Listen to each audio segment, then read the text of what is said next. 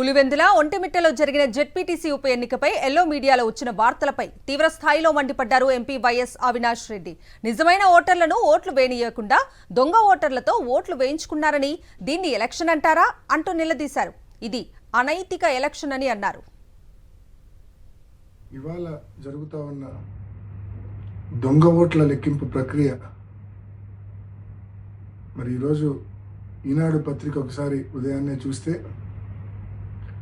వారు రాసిన titles sub titles ఒకసారి చూస్తే ఉత్కంఠకు పడనున్న తెర అంట, నువ్వా నేనా అంట. లోకేష్ గారి స్టేట్మెంట్, ప్రజాస్వామ్యం నిలబడింది అంట. ఎవరిని నమ్మించడానికి ఈ మాదిరి రాతలు రాస్తా ఉన్నారు? అసలు ఓటింగ్ జరిగింటే కదా అక్కడ మీరు ఈ మాదిరి రాతలు రాయాల్సింది. జరిగిందే దొంగ ఓటింగు, దానికి మళ్ళా ఉత్కంఠ, దానికి మళ్ళా నువ్వా నేనా, దానికి మళ్ళా ప్రజాస్వామ్యం నిలబడింది అంటే మీ ఉద్దేశము దొంగ ఓటింగ్ జరిగిందన్న విషయం పులివెందుల మండల ఓటర్లకో లేక ఎంతో వైఎస్ఆర్ కడప జిల్లాకు సంబంధించిన ప్రజలకో మాత్రమే తెలుసు. రాష్ట్రంలోని మిగతా జిల్లాల వాళ్ళకు తెలియదు కదా. మన ఎల్లో మీడియాను అడ్డం పెట్టుకొని రాష్ట్రమంతా ఏదో నిజంగానే ఓటింగ్ జరిగింది, ఆ ఓటింగ్లో తెలుగుదేశం పార్టీ గెలిచింది అని చెప్పి మభ్యపెట్టచ్చు అని చెప్పి ఈ మాదిరి రాతలు రాయడము ఎంత అనైతికం అని చెప్పి నేను తెలియజేస్తా ఉన్నా. ఇది అనైతికం కాదా? అనైతికల్ కాదా? ఇది దొంగ ఓటింగ్ జరిగిందన్న విషయం మొత్తం స్పష్టంగా అందరికీ అర్థమైంది. అయినప్పటికీ మీరు ఈ మాదిరి రాతలు రాస్తా ఉన్నారంటే మీ న్యూస్ పేపరు మీ ఛానల్ ఎంత అనైతికలో ఒకసారి గమనించుకోవాల్సిందిగా, ఇంట్రాస్పెక్ట్ చేసుకోవాల్సిందిగా నేను మనవి చేస్తా ఉన్నా. నిజమైన పోటీ జరిగి ఒక 5 ఓట్లతో తెలుగుదేశం పార్టీ గెలిచినా కూడా వారికి ఎనలేని తృప్తి సంతోషం ఉండేది, మాకు ఎనలేని బాధ ఉండేది నిజమైన పోటీ జరిగింటే.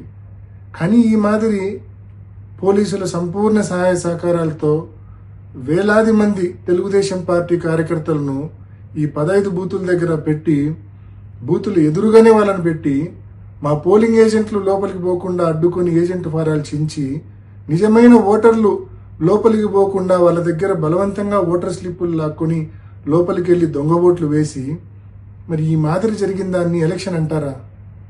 దీన్ని ఎలక్షన్ అంటారా లేకుంటే ఇంకేమైనా అంటారా?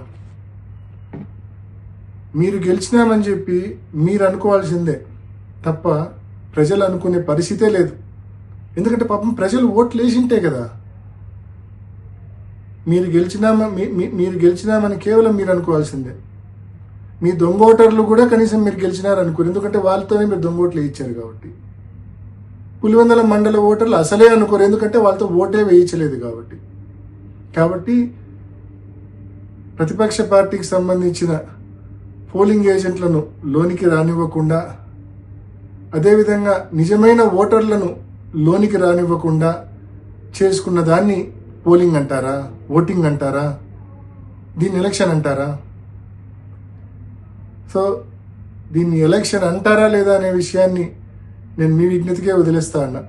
నిజంగా ఇది అనైతికమైన ఎలక్షను. నిజంగా ఇది ఒక ఫార్స్, అబ్సల్యూట్ ఫార్స్ ఇది ఈ ఎలక్షన్ అనేది. సో నేను వైసీపీ కార్యకర్తలందరినీ నేను మనవి చేస్తా ఉన్నా, ఎవ్వరూ నిరుత్సాహపడాల్సిన అవసరం లేదు, ఎవ్వరూ బాధపడాల్సిన అవసరం లేదు. వీరికి గుణపాఠం చెప్పే టైం మనకు కూడా వస్తుంది. కానీ ఆ రోజు మనం ఈ మాదిరి దొంగ ఓట్లతో కాదు, మనం ఎప్పుడూ చేసే మాదిరి నిజమైన ఓటింగ్తోనే నిజమైన ఓటర్తో ఓటు వేయించి వీళ్ళకు గుణపాఠం చెప్దాము. తప్పకుండా ఆ రోజులు దగ్గరలోనే ఉన్నాయి. ఎవ్వరు నిరుత్సాహపడద్దండి, ఎవ్వరు బాధపడద్దండి.